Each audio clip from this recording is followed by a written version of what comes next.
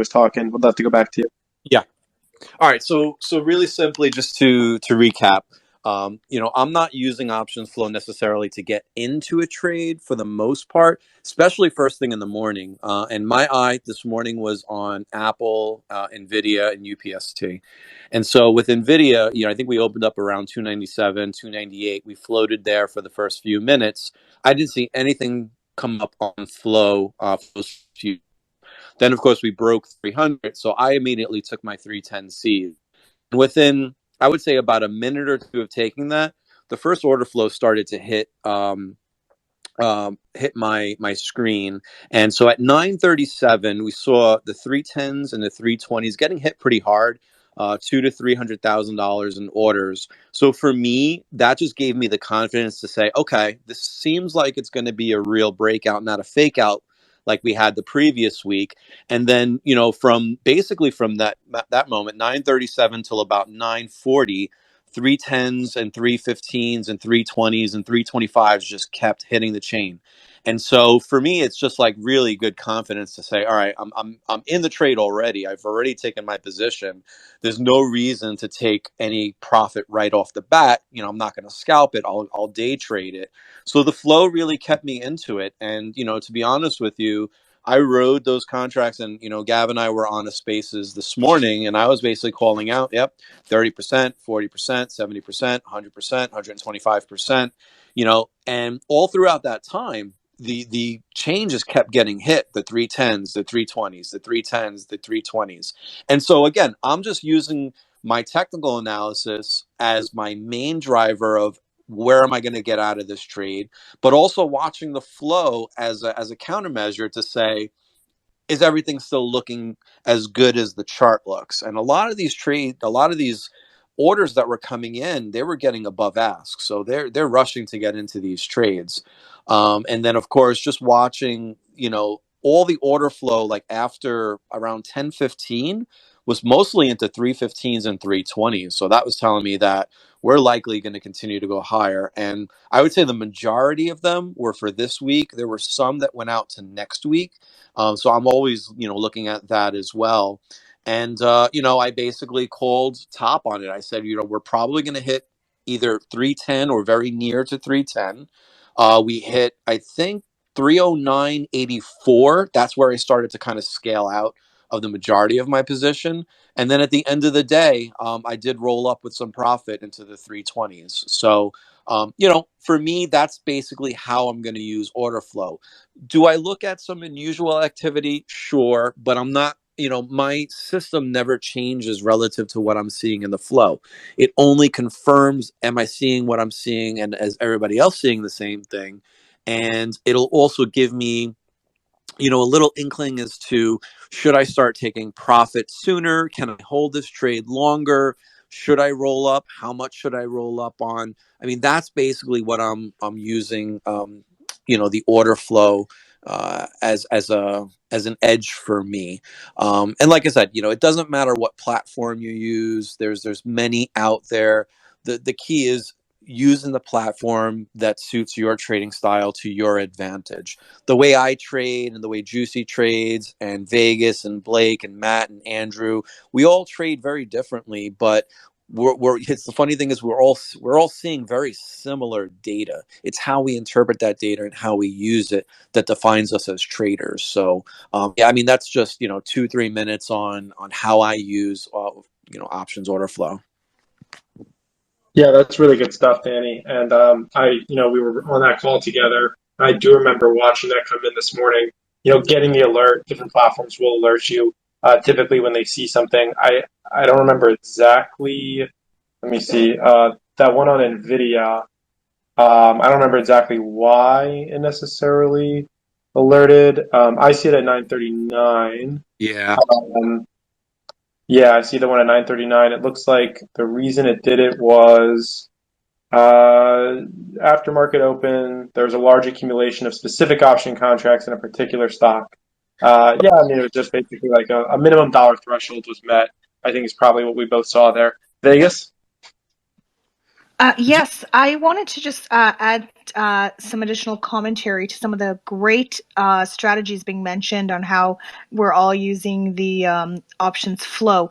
And I just wanted to just comment, a lot of times when you see unusual options or you're seeing some flow, one of the things to really pay attention to before you obviously even to consider the trade, obviously look at the volume building up to gauge the interest of the trade. So if you see all of a sudden at the open, boom, boom, boom, all these option calls coming in, and let's say it's captivated your attention, maybe there's a lot of repeat call activity at the market open, pay attention to the volume of the actual strike and expiry, and then kind of gauge it, throughout the day or maybe an hour later, just to take a look and say, wow, there's a lot, the volume is really picked up. Maybe there was, 1,000, 1,000 shortly after the open. Now there's like 5,000. So definitely, pay attention to the volume building up. And, repeat call activity is very important to watch those at the open, because a lot of times the smart money will definitely want to come in early to obviously position themselves to a potential move to the upside. So definitely in the morning, especially, I like to watch if there's any repeat call activity. They're just hammering and hammering and hammering that strike and that expiry date. So something to, as a suggestion or a tip to people that are looking to follow options flow, really look at repeat call activity just to, kind of gauge what's like, what is going on here. There's something going on. And we know that the smart money, they love coming in early. So they're going to want to be in, they want to get in first because, there is going to be a potential move. So, even if you don't take those trades or, do your due diligence, but even something to practice, just watch those repeat call activities at the open and then make a note of them. And even if you're not going to take the trade, and then have a look at it later in the day, look at the volume, look at the contract, look at the price. Has it moved? And then it kind of give you like some sort of, experience with watching these options flow to really see like, wow, paying attention to repeat call activity, some really good, trading opportunities as well. So I just wanted to comment that that's a good strategy. And also looking at the, 15-minute chart. When you're looking at these kinds of setups, I really like to look at the 15-minute chart as well. So I just wanted to comment on that. So thank you. Yeah, that is a good point. I think we'll go into time frames. Andrew, before I come over to you, I just want to give Matt a chance to speak. I don't think he's spoken yet, just about his overall strategy. Then we're going to go to you. Then we're going to talk about filtering. So everybody has different ways that they filter and what they look for on certain platforms. So we're going to talk about filtering. And then we'll hit on dark pool data as well as certain stocks that people like to call the most for the flow. I think that will give us a good like outline, and then we can kind of really go anywhere from there. Okay, Matt. Hey, Gab, thanks for having me. Everybody, thanks for having me. Yeah, this is a whole can of worms, and everybody uses options information on this panel or options data or options flow in some way, shape, or form to different degrees of use. And obviously, I'll tell you something. Options. I don't use options flow data pretty much at all in real time, but I do use it as part of my model, and I'll keep this a little agnostic as well. I have my own software that I created. But you also can make your own software too. There's plenty out there. If matter of fact, if you want to dabble, Thinkorswim, which is the platform that comes with TD Ameritrade, has the ability for you to tie it into an Excel sheet and live stream through the RTD. And that, again, this is the whole thing that you can probably talk off the side, but you can actually pull options data in real time and make your own models and even toy around and play with it. If you want to see how it affects or see that stuff in real time, or like you can go get some software out there. A lot of people have there's kinds that you can look at that'll have that information kind of already compiled for you. Options are the most, I guess the options landscape has the most information packed into it than anything else out there. Price is one thing, volume is one thing, but options are somebody's risk at a point in time. There is no more transparency than something that gives you that much information. You know where someone wants to be long or wants to be short at a point in time. The sum of all that information, plus the Greeks, plus a lot of other things, can tell you a wealth of information if you know how to analyze it right. Ever since I started adding analysis of options to my mix, I actually don't even use technical analysis anymore. I actually don't even trade with charts. I have numbers that I use, and I use them religiously. because it's that powerful if you know what you're doing. So, but it's a whole conversation. Everybody uses different parts of it. But just to let you know, when the speakers are talking about options and options flow and unusual activity, we look at market maker positions in the options world. So all of that information is so powerful to tell you where people's risks are, where people's risk is, and where people basically the market doesn't want to be. What mostly I use it for is risk management. For instance, and Danny was talking about NVIDIA earlier. I actually had posted about NVIDIA before he had said that because we were all talking NVIDIA this morning. And he had some great calls this morning. We were both kind of putting confluence of our different styles together. And we both kind of stumbled onto a similar setup. So an example of where options come into play is that they're used for different reasons. Not all options are speculative longs. Not all volume you see is an option open to hold risk. Sometimes you're seeing part of a credit spread, or sometimes you're seeing an option being closed out to get out of the position. Other things come into play. Is an American style option? Is it a European style option? Some Europeans, you can only exercise them on expiration date. American, you can exercise them at any point in time.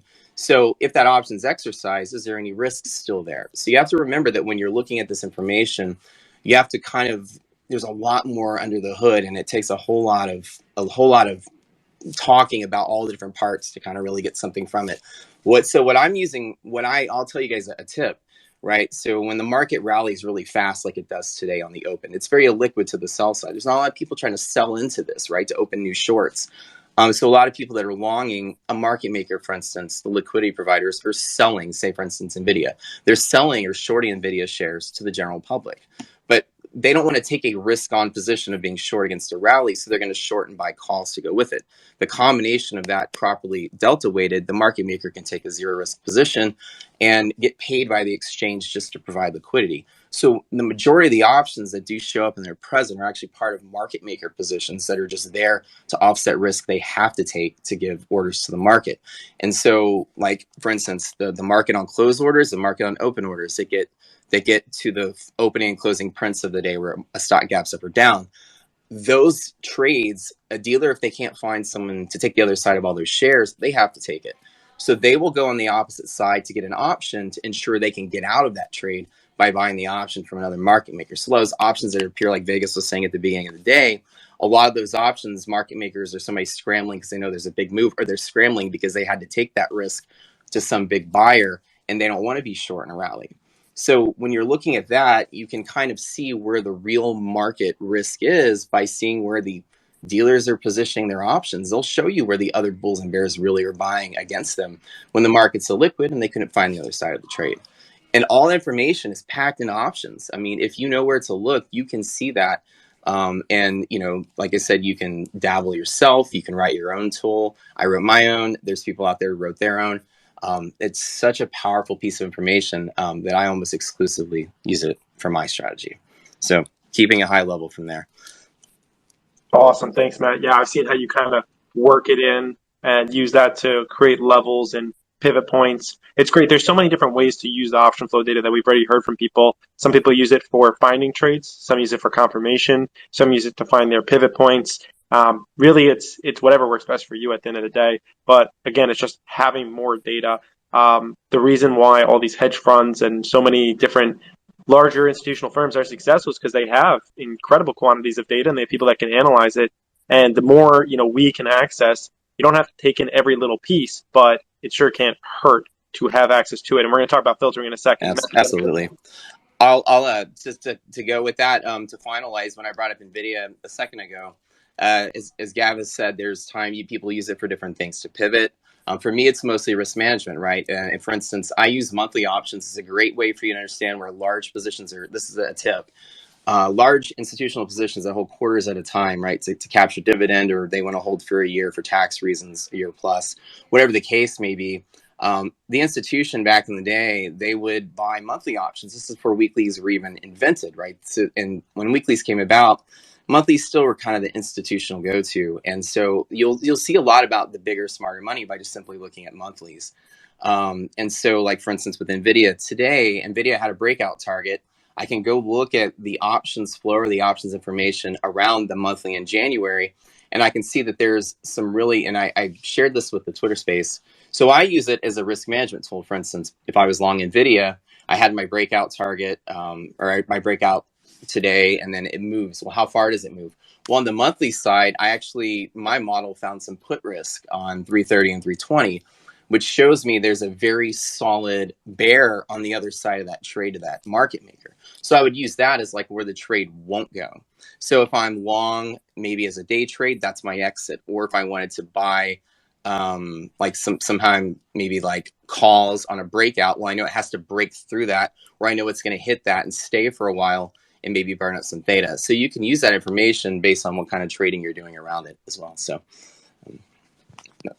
that's my 2 cents. Thank you, Matt.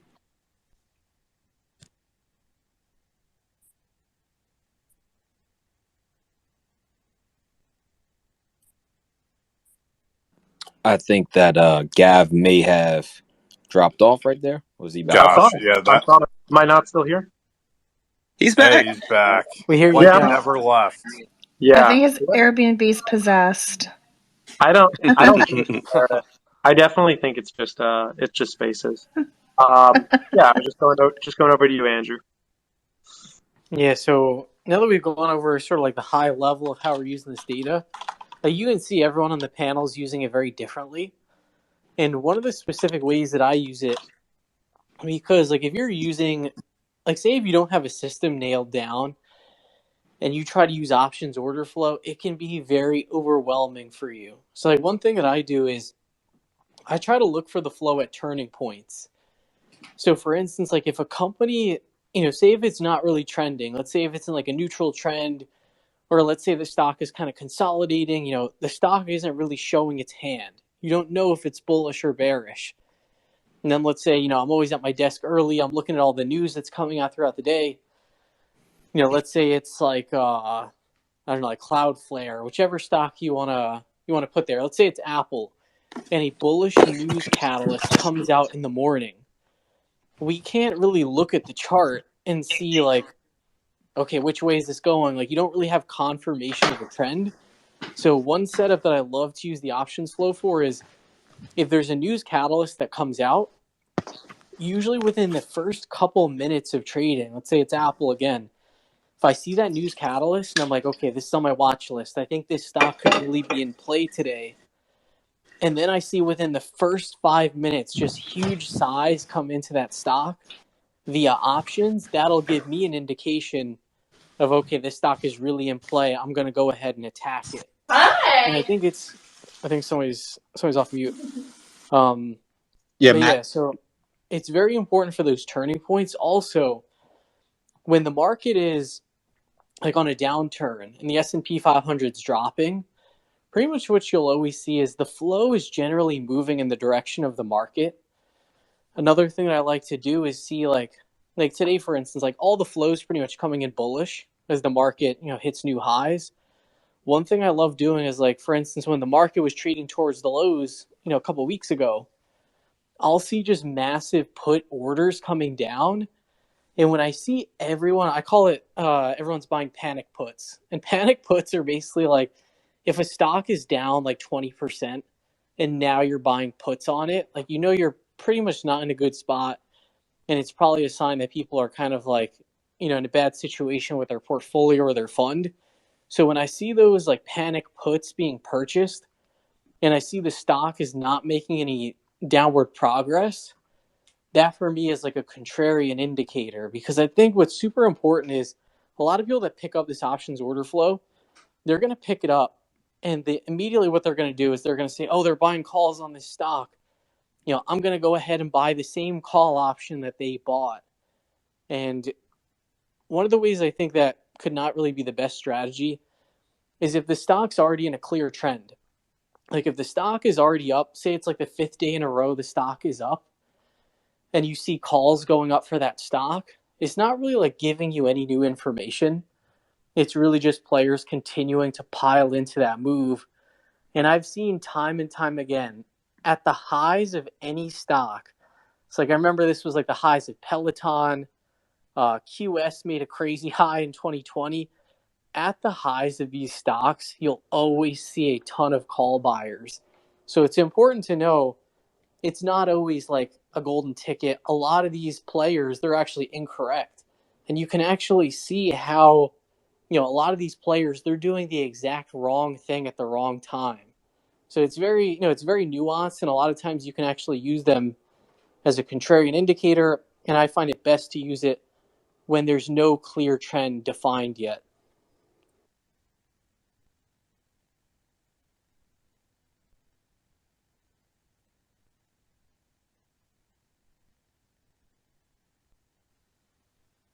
All right, no, that's great stuff there. So with that, if we'll send it over to one of our other speakers who has some other thoughts real quick. Yep. Sorry for interrupting you, Andrew. Crystal had made me some soup because I've been sick because of COVID, and I forgot to mute my mic when I ran up there to grab it real quick. So I apologize for that, brother. Oh, it's all good, man. Don't worry about it. So just continuing, Mel, she's been sitting here with her hand up. Let's throw it right over to Mel. Yeah, I'm just going to kind of jump off with, if this is something that you're following, it takes time to become a specialist in watching this information. And with that, it means that you are looking at all data. And unfortunately, what most people gravitate to is what they want to see. And that's not what you want to be looking at to be able to make trade decisions. And going to kind of go with that a little bit in the sense of know what is speculative.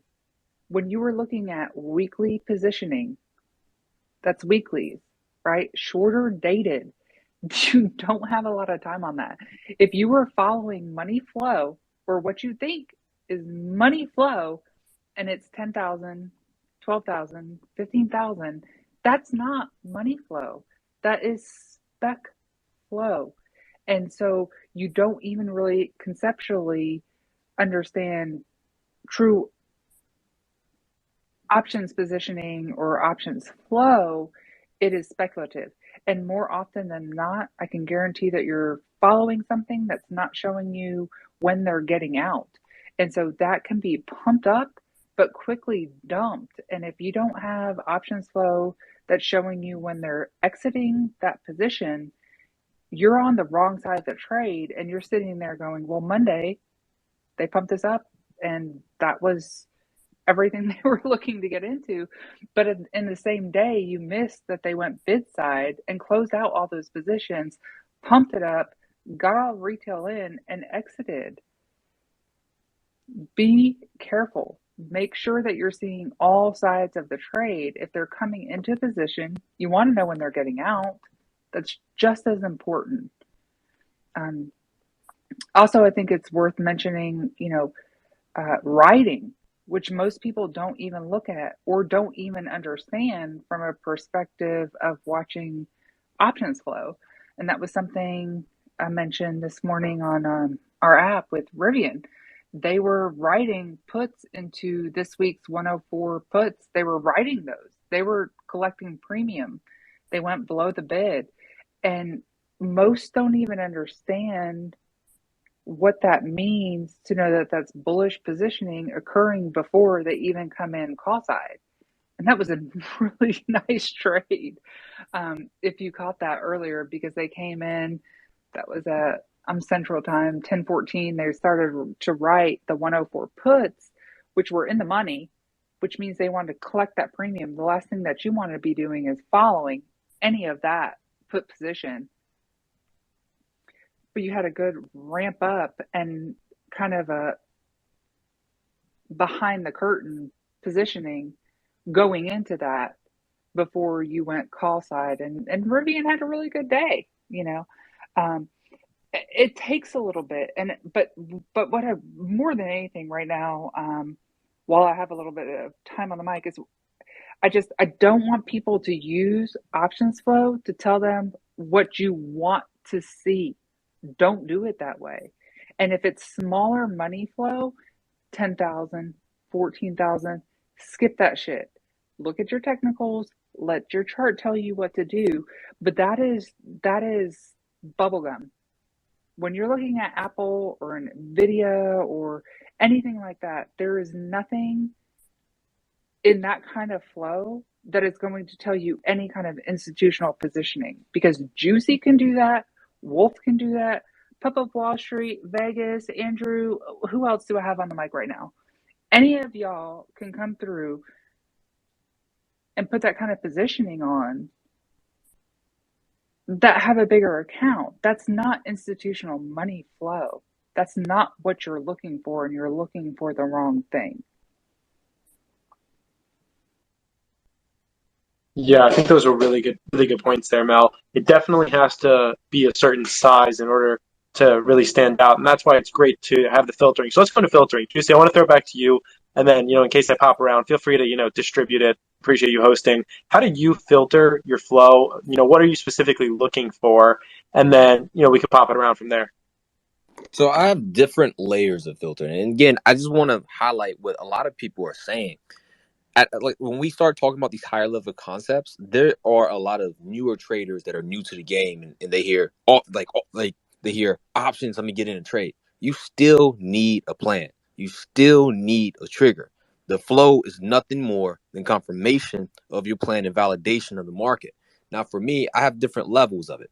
So I have like a level one, which is basically a collection of basically orders coming in at or above the ask, and they come in with a total of a million plus orders. So if I see something like that, my attention is immediately there. That doesn't mean I'm going to buy, but I'm looking at that point. It's on main watch. I'm looking for a setup. I'm looking for some type of technical point to go ahead and get in. Then I have another filter, another tier, which is a shorter tier, which is 10 or plus more orders on the short term, looking for any collection of premium. Doesn't matter. It doesn't have to be a million, but I'm looking for them buying constantly out of the money, at the ask or above the ask, just to bring that to my attention. Now, me personally, a lot of my flow and what I do things is going to be at the ask or above the ask because I'm a breakout trader, right? So if something breaks out, I'm looking to see, are they buying it, right? So that's going to push it up. But that's pretty much, I break it down in two different tiers, and I'm watching that. Now, at the end of the day, I'm just going through how much flow went to every name that is on my watch list, and I want to see, how big. I'm really paying attention to the $1 million plus orders, just to see the names, just to see the charts. And if I can get a million plus orders at the ask, and it's something technically nice to say, because I'm watching Netflix for tomorrow, let's just say there's 5 million going into calls that are out of the money for 2 weeks out, I'm going to have that on priority for the next day. But that's pretty much how I use it. Awesome. Love it. Thank you. Okay, let's keep it going.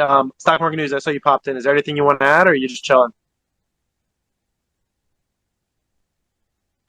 Yeah, I'm just chilling in this one. I really know nothing about Yeah. options flow. I'm much a learner here, as everyone else. No worries, all good. And hey, to the few hundred people who are chilling with us in here, when you hear someone speak, click into their profile. Like we said, majority of people up here support themselves full time through trading, through options. They're amazing, so smart, and they all speak on spaces pretty much every single week. So go around, Juicy, Danny, Andrew, Vegas, Matt, Mel, amazing traders, people you need to be following, and then the Wolf account, Stock Market News, your go-to places for spaces. They will always be having spaces throughout all the weeks. Can't go wrong with that. Thank you to our awesome listeners that are hanging out with us tonight.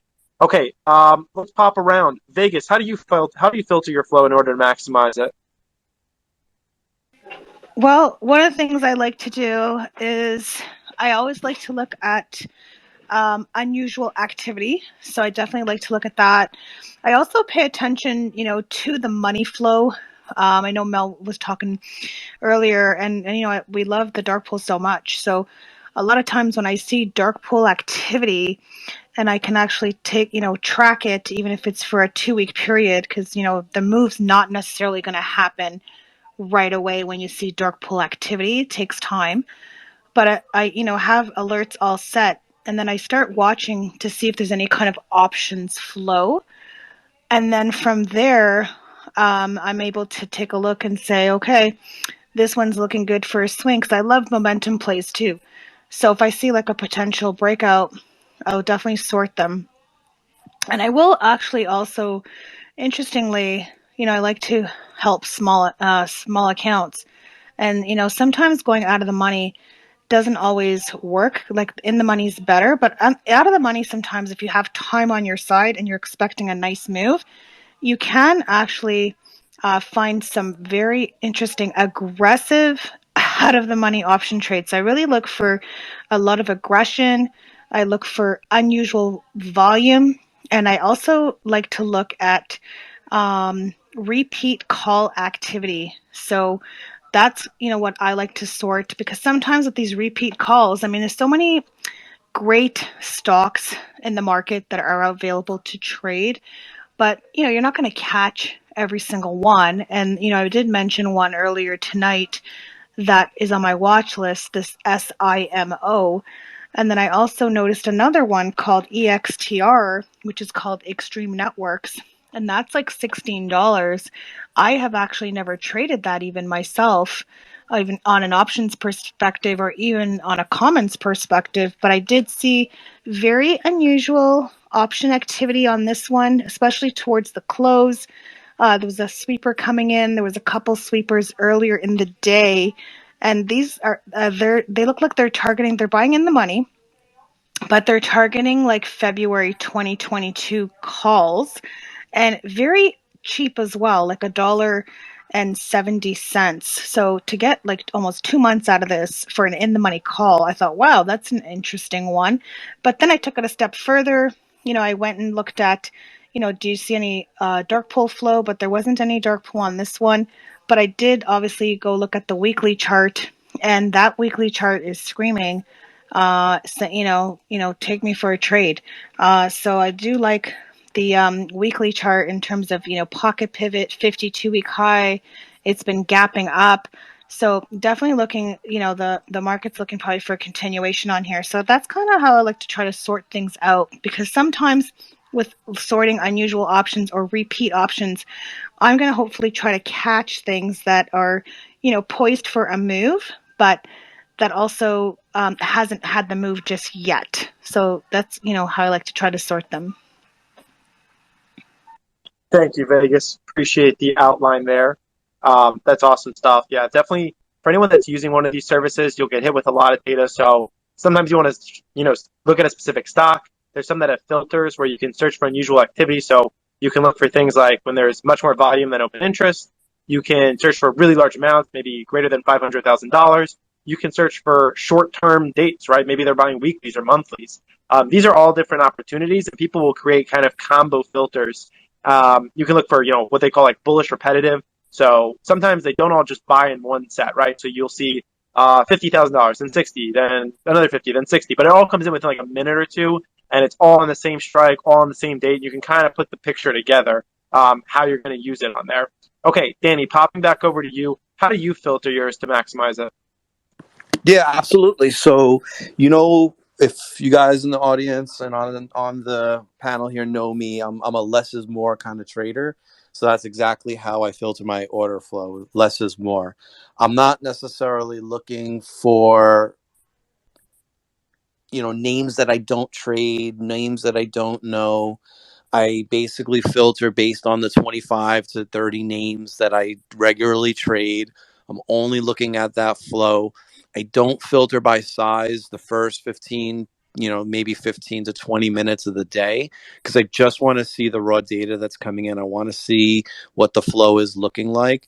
And then once my morning trade is done, then I'm basically filtering by orders over 100K in premium, and I'm just going to basically look at that pretty much for the rest of the day. So I just, I keep it simple, and especially for the newer traders, and certainly for the people who are newer to order flow and options flow. You want to take a less is more approach, because there's just so much data. Some of these platforms, there's just so many different ways to look at the data.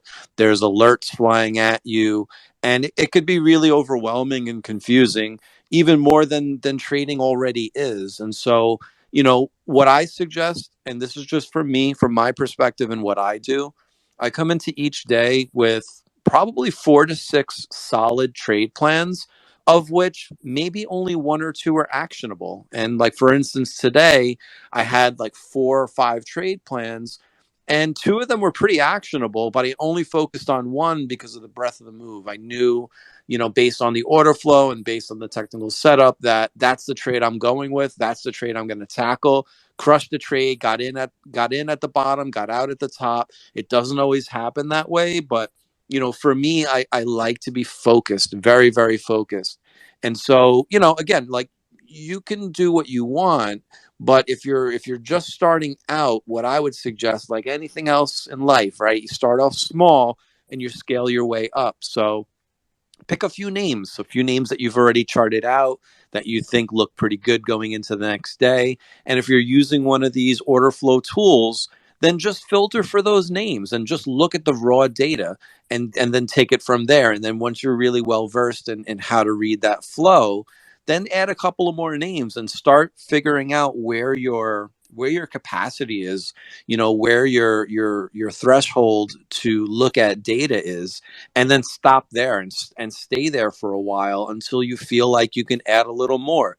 It's just like me when I first started trading. I only, you know, traded a handful of names that I really focused on for a few months to learn the personality of the stock and the personality of how they traded. And then when I felt comfortable with it, I added more, and then I added more until I got to the point where I felt like I had enough where I can go into any day and have handful of trade plans, and at least one of them will be actionable every day. It's the same thing with order flow. You know, there's just so much data out there.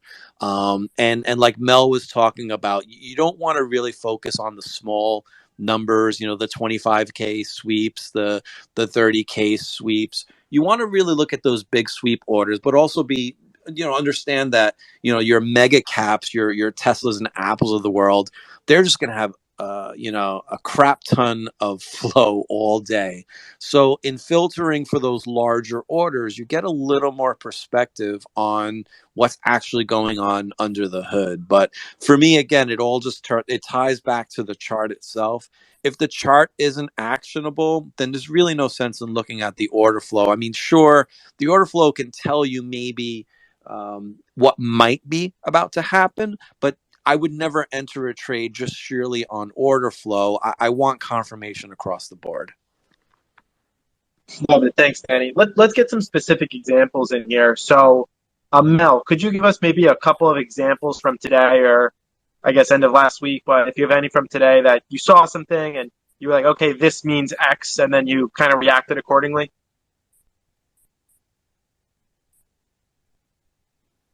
Ooh, hot seat, hot seat. um, You could do from last week too if you need. no, it happens all the time, and so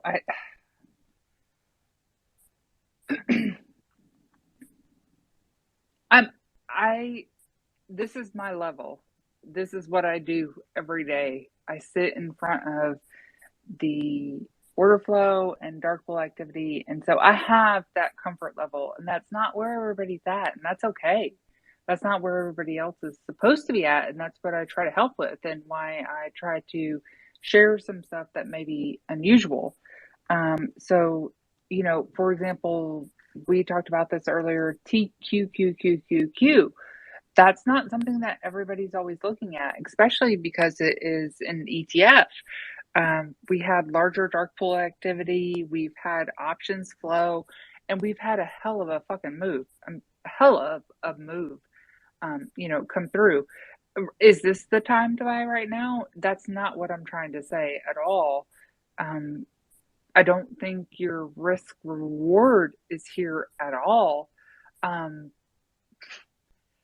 we've had the confluence in the semis, with the move up in NVIDIA, AMD, INTC, just a ton that have come through. If you were or were comfortable watching options flow, you were already seeing some of that. And that's not a lot that most look at. And so that's kind of a off the path. Most people are not looking at some of the individual ETFs. I find that just to be so very telling. So something I'm constantly gravitating to because it really opens the doors to a lot of what those sector moves will offer. And I want to see that. I don't want to see that just, you know, NVIDIA is getting call flow, but, you know, SOXL or SOXX is not. And it to me, that kind of caps it. I want that confluence, but that's something I look at as far as a whole when I review money flow. But again, that's something I'm comfortable looking at. And I caution anybody that may be just trying to nitpick or find what they're personally trying to find individually into their own thesis. Don't do that.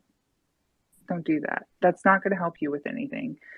So we've had a hell of a move. Right now is not the time for you to go, oh, there was $45,000 in NVIDIA, 325s. That's not where you want to be doing this at all. Okay. That move's already been done. Be cautious at this point. But look at it all. So like the last thing I want anybody to do is to like puppy trade is what we call it. To where you go in and you start pissing on everything because you see options flow and it looks amazing. Like, oh, they're over here, so I'm going to piss over here, and they're over here, so I'm going to piss a little bit over here. No, you want to be like a disciplined dog that's coming in and saying, I already know what I'm waiting for. I already have my setup, and I'm going to piss when it comes through. If it doesn't come through, I'm not pissing. Now that is the insight we all come here for. So big shout out Mel there. Again, if you're looking for all things dark pool, option flow, all that, Mel is definitely the go-to there. And, got the sense of humor going, some great stuff there. So gotta love it. The pup approves of the pissing. Yes, that's all I needed. Thank you, Pup. A little here, a little there. Awesome. No, that's great stuff. And again, just real quick on that note, just want to stress that everyone up here is phenomenal. So everyone just take a second, check these guys and gals out, all putting out great stuff consistently. So definitely highly recommend checking out all these accounts. So with that, we'll kick it over to Andrew for some of his thoughts. Yeah, so I think Mel makes such a great point that, in terms of the market, there are certain days where it's like, oh my gosh, there's such an edge here. The whole market's on one side of a trade. Maybe a news catalyst comes out. Oh my gosh, there's options order flow. Like the price action is starting to come together in confluence with that flow. Like you'll just get all of the stars aligning. And that's really when you want to put your capital to work. And then there's other periods like this where, oh, we're 4 days away from the end of the year. Everyone's pretty much mailing it in. Now we're getting a Santa Claus rally and we're on, like day 5 of a rally, and all these stocks are kind of putting in like extended range green candles. Like on a day like today, like for the most part, I was closing out options exposure and I was trying to reduce the leverage in my portfolio. So I think that's just a great point that like with these options order flow platforms, you're going to see so many trades come down because you're literally getting a heartbeat of the market. This is everything that is coming down. So if you're looking at it, and especially too, it's all like color coded, it looks awesome. Like it almost has like, I think some of these platforms, it's almost like a, I don't want to say like a casino vibe, but you're seeing bright colors. Like you're seeing flashing, you're hearing like alerts go off. Like there's that mentality of like, I got to have a trade to do every single day. Like there's got to be something for me today. And yeah, I think, it's important to just, understand when you have an edge and when you don't. And it's important to, strive to become more of the casino than the gambler. And all that means is just you're planning things out ahead of time and you have some go-to setups where you're like, when this happens, this is where I really like to get involved in a stock. So like you might use the options order flow completely differently than all of us. But I think what's super important is if you have some sort of process where it's like, hey, if I see this on the chart and this on the options order flow and the market's doing this, here's what I do. You're just going to have much more success than if you just, you're popping open the order flow platform and you're just like looking around at all like the flashing colors and you're kind of just like, oh yeah, I see a big order here, like I'm going for it. So yeah, it's super important to just, have some sort of process. Like process is really what will save you as a trader because everyone that's successful at really anything, whether it's a pro athlete, whether it's somebody that's just really good at their job, they have a specific process around what they're doing, and they have their routine. So with the order flow too, it's important to have a routine, have things that you're filtering for. One thing that I filter for, it's like for my setup, I have throughout the day I have 2 options feeds that are up, and this is just because I'm crazy and I'm looking at this stuff like 24/7. But yeah, I have 2 feeds up. One is looking at orders that are $1 million and above, and that can just be any order. And then the other is orders that are 100K and above that are above the ask. So like, okay, a little bit smaller, but these are the more aggressive trades. And I kind of passively look at those throughout the day. If something pops up that just really strikes me as unusual, I'll pull up the chart. And that's what I mean by like using it to generate trade ideas. Like it's okay. It's like, okay, let me look at the chart. Let me see if there's any news about this company. And I pretty much have those up throughout the entire day. And then when the market closes, what I like to do is look at the total options orders that have gone through the market. And I like to look at which companies had the largest order flow today. And then I'll start looking at put to call ratios. So like, okay, the overall market had a super low put to call ratio. This one stock that I wasn't expecting, it has a super high put to call ratio, things like that. And really what I'm just trying to do is look for abnormalities throughout the day. That's awesome stuff, Andrew. Thank you for that. And it definitely stresses the importance of having a game plan and not just kind of free willing it, as some of the people spoke to before. So definitely make sure that you come ready with a game plan so you don't get overwhelmed by all the the flashy colors and all that stuff. So some good insight there. And with that, would love to kick it over to Blake for some of his thoughts as far as if there's some specific names that you like to look at with option flow and some things like that, as far as some things that you've seen lately with some certain names. Yeah, I appreciate that. And I just kind of wanted to build off of what Andrew was saying and Pup and Juicy. And, one of the reasons I love coming on here with you guys is that I've known you long enough that I know how you trade. And, kind of hearing you talk about some of, your, approaches to the market and, having structure and keeping things simplistic and having a process. I think we all know that's what makes a trader successful. And, I just posted a chart about one of my processes. So Juicy will tell you he knows I trade in one trading environment, and that trading environment is what I classify as uptrend. So when we are in uptrend, that's when I'm pressing the gas pedal. That's when I'm aggressive. That's when I'm getting long the market with options and potentially other leveraged vehicles as well. So this chart talks about 2021, and the way that I've defined it is we've had 11 uptrends in 2021, and essentially the beginning of the uptrend is where I've denoted the mark, and so that's when I'm aggressive. And so my process is the market is going to dictate my trading and tell me when I need to be aggressive. So I know Juicy is very similar. Hey, the market's got to be doing this in order for me to get long X stock. Very similar with me. If the market gets into an uptrend, the very first thing that I do every single time without fail is I get long the index with options and common. So that's the very first thing I do. If I am proven correct on my thesis that the market's in an uptrend and we're going to get paid, that's when I start allocating new risk and new long market exposure via the trading playbook, which is like many of our panelists are speaking about tonight.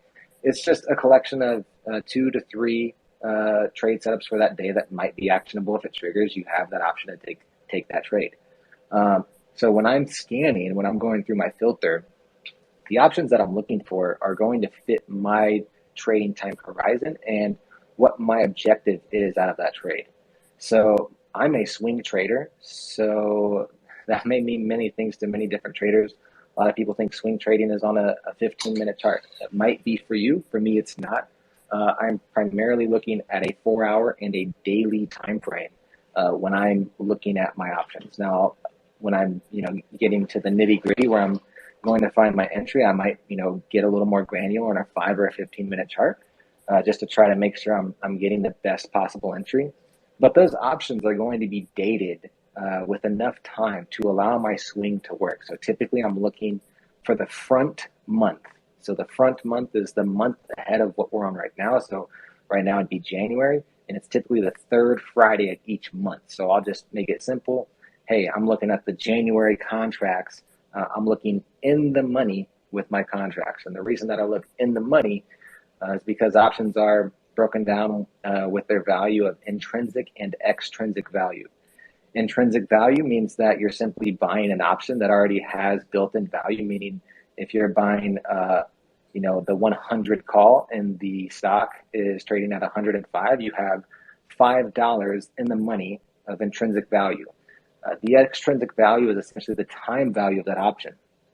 So with these comes the Greeks, and I'm not going to get too far into all the different Greeks, but there are two that you should be aware of since we're talking about options flow and their data. How I filter is I look for the option Greek because obviously I want to know how is this trade going to be affected by the price of the underlying stock. So the primary thing that I look for is the delta. So the delta essentially is the relationship. It tells us the sensitivity of the option relative to the underlying stock price. So for example, if you have a delta of 0.5, that means that for every $1 that stock moves, you're going to make $50 or 50 cents on that option. So where my sweet spot is I like to buy options that are in the money with time. So I'm looking for a delta of plus 0.6 to 0.7. So I'm looking for a $60 to $70 movement or 60 to 70 cent price movement for every dollar that the underlying stock moves. Also, you heard me say that I do the same thing every time I go along the index with options. One of the reasons that I do that is because the S&P, the SPY, and the QQQ are extremely liquid. So one of the downfalls with options is that the spreads are huge if you are not looking in the right place or trading in a liquid option. But with the indexes, they're very, very liquid, typically within a penny or two. So that makes the spreads really nice and tight, which means I can get really good entries with a lot of liquidity, with leverage, in an uptrend, with time in the money. So that's kind of my filtering process and what I go through. And it's a very simple process. It really is. I teach this to everybody. The pup says he's he tries to be minimal with his approach, and so do I. And I think there's something to be said because, Einstein said simplicity is genius. So being able to take a complex problem and break it down into its, most simple form and being able to take advantage of that complex system and understand it in a simple way is very, very powerful. And that's what's worked for me for the past 7 years. Thanks so much, Blake. That was awesome stuff there. And again, it really shows the importance of coming up with your own game plan. As a lot of these speakers have said, they all have their own individual styles, but what makes them so great and successful at what they do is that they've really taken a lot of time into kind of honing their craft and really just kind of, figuring out their style and what works for them. So that's some great advice for all the newer traders out there. Just make sure you do your homework and take the time to figure out what works for you. And that's going to be a huge part in helping you be a successful trader. So that was great stuff there, Blake. And with that, I will move it over to Matt if he has some thoughts on some specific names that he looks at as far as option flow data. Yeah, absolutely. So to go over a couple of topics, everybody here has brought forward so many different amazing ways to look at this. I mean, I like listening to, first of all, Mel, I mean, you guys, everyone knows Black Box Stock Talking now. I mean, they had amazing piece of software. Juicy uses some good software. I've seen him on his posts. Blake's phenomenal, very smart. I mean, Pup, everybody here, and Andrew talking about his strategies and the things that they're doing. It's so neat to see how everybody comes together with different styles of ways of looking at something. One thing that we all agree on is that options are a wealth of information, and there's so much that you can learn or use them for. I posted an example, which I'll get to in a second, detailing how I use some of what I do. But as I said before, once I started taking a deep dive into learning about how options work, how the Greeks work, how and wrote my own value risk model as to what the landscape is, I completely have abandoned TA. Now, I don't recommend you guys do that, but I don't even trade with charts sometimes, just to show off how powerful options are on my stream.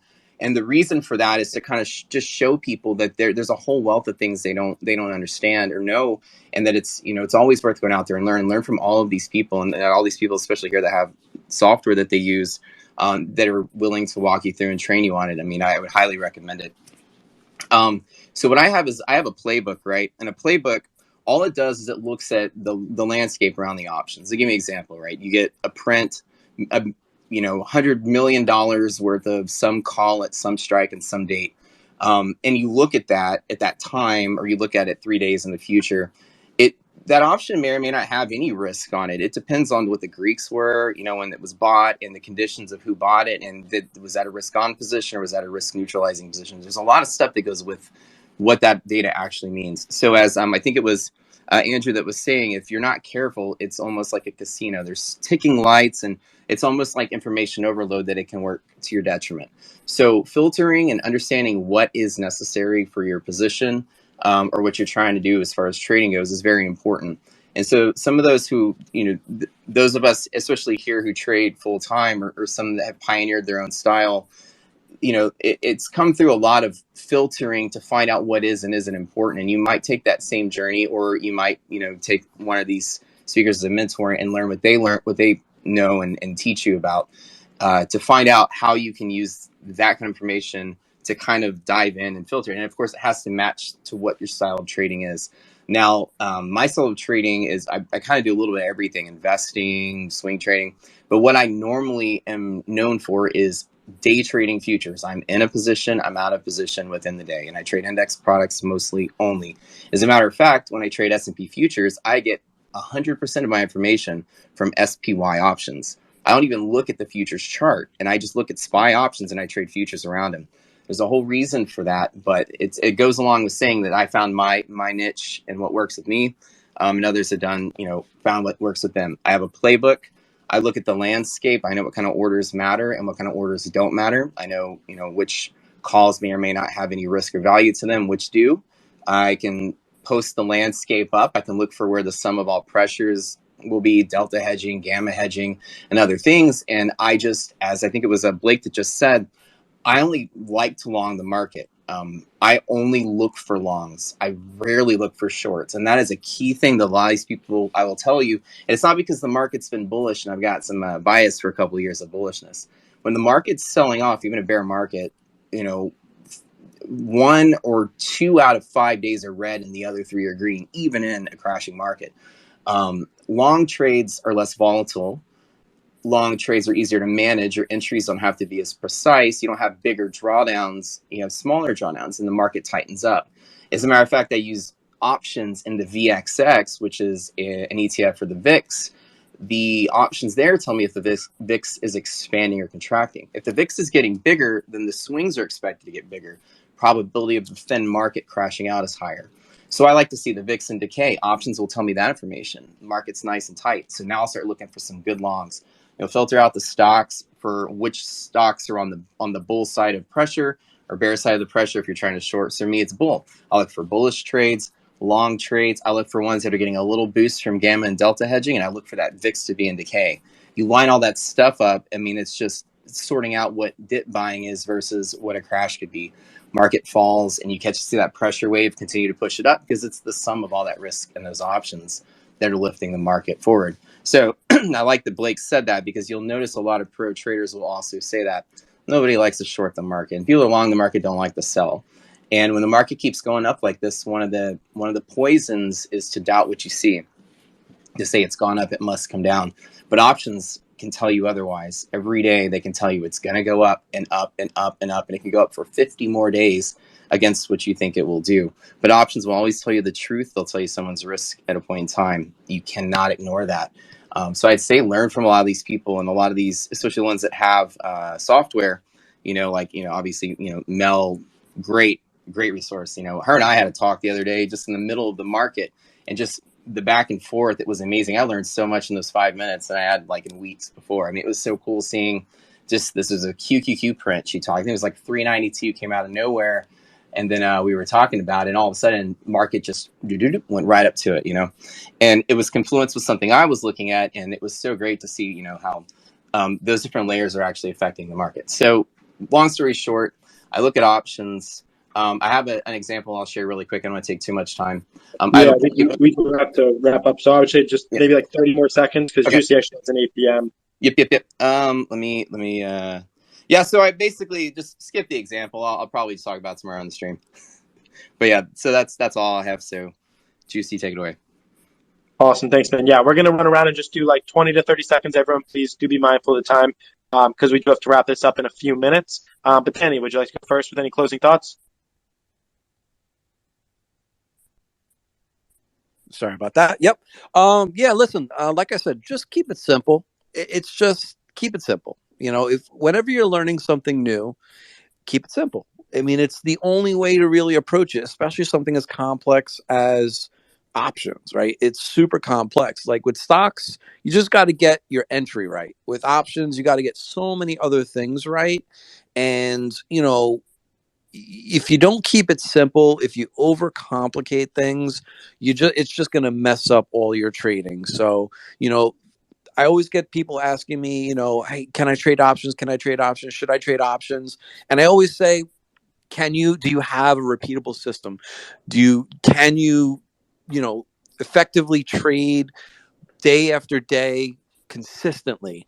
If the answer is yes, then yes, you should start looking at options, and you can start looking at options. But if you're all over the place and you're winning and you're losing, you're giving some back, I mean, options is only going to amplify the inconsistencies that you're already having in the market. So just keep it simple. If you're just getting into options and money flow, pick a few names, watch that flow, and then do your homework after the market. So I'll keep it pretty short. Thanks to you, Gav and Wolf, and everybody on the panel and everybody in the audience. Appreciate you all as usual, and see you all tomorrow, 8 p.m. Eastern Standard Time. Spaces. Let's go. 100%. We'll be there. Awesome. Thank you, everybody. Just a reminder, let's keep these pretty short. Vegas, would you like to go next?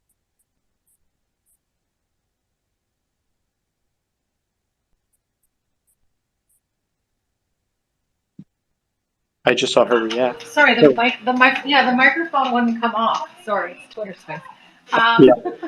I just want to say that, just to, it was a great information sharing tonight, and really, the flow really does not lie, and I really liked what Matt was saying tonight. Options flow doesn't lie, just like dark pool doesn't lie. So definitely, something to just add to your arsenal, even if you don't really trade options.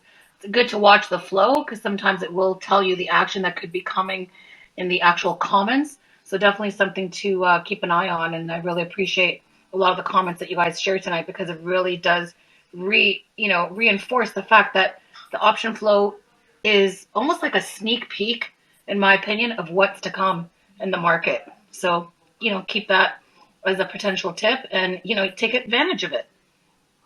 Thank you. Closing thoughts, Andrew? Yeah, so I think a lot has been said today. A lot of information has been shared. If you're going to start using this options order flow, I think it's super important. Just figure out how it works into your process. Always make sure you have a game plan for what you're doing. And I think that there's honestly nothing wrong with if you want to start. You're like, hey, I want to sign up for one of these platforms. You can look at all the options data and use it to just further inform your common stock trades. So I think that's a really good alternative for most people, especially if they're just beginning. Use the data and use it for your stock trading. But yeah, with that being said, thanks so much for having me on. This was a super fun conversation, and for everyone in the audience, thank you so much for tuning in. Awesome. Thank you, Andrew. Okay. Quick final thoughts, Mel? Appreciate the time to kind of jump on and share some insight. Just be mindful and diligent. Don't look for this to be what you want it to tell you. Let it just be. And that's really important. Don't try to find your thesis because you were trying to be bullish or bearish or anything else. Let it just drive the underlying in whichever way it's going to go. So make sure that you're keeping an open mind, and that you are actually seeing all of the options flow or data flow so that you can see if they're actually exiting positions. That's important, very important. So if you're following them in, follow them out. Very cool. Thank you. Okay, we got about a minute and a half, 2 minutes to go. Blake? Yeah, get long, stay long, Versus stop. Big shout out to Wolf and Goff for putting this together. Make sure you give everybody up here a follow.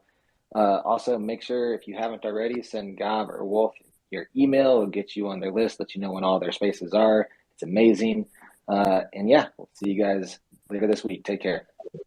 Thank you for that quick shout out. I won't go deep into it, but yeah, he's right. If you want to know when all of our spaces are, DM myself or the Wolf account with your Gmail. We'll add you onto our spaces calendar. There's almost 2,000 investors on there that see when all of our spaces are. Easiest way to do it. It's completely free. Go ahead and shoot that DM over.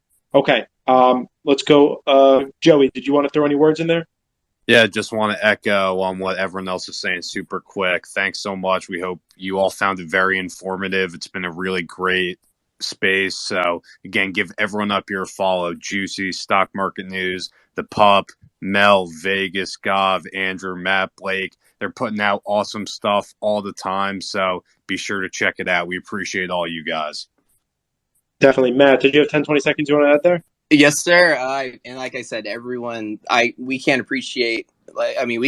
What you guys do, Gav and Wolf. I mean, that it's just phenomenal. In the last month, I've made so many friends and myself who've been trading. This is what I guess year 11. I've learned so much in just a month by collaborating with a lot of these people here that I knew some of them or knew who some of them were, but just even being a panelist with some of these traders here has been phenomenal even for myself. And I'll tell you guys out there, learn from what these people have to say, because I can tell you, doing this for as long as I have been, everyone here knows what they're talking about. And like I said, we appreciate everything you guys do, Wolf, everything you do, Gav, for us. And we're glad to share the space with y'all, and we're glad to share the space with the rest of the community. So thanks for having me.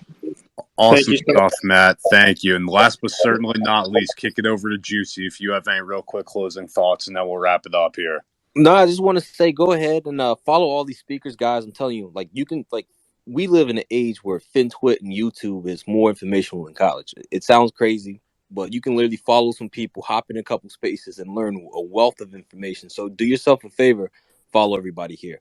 But for me, just to keep it on the topic of option flow, only trade it if it lines up, guys. You got to trade your plan, and I only use it as confirmation. But that's it for me.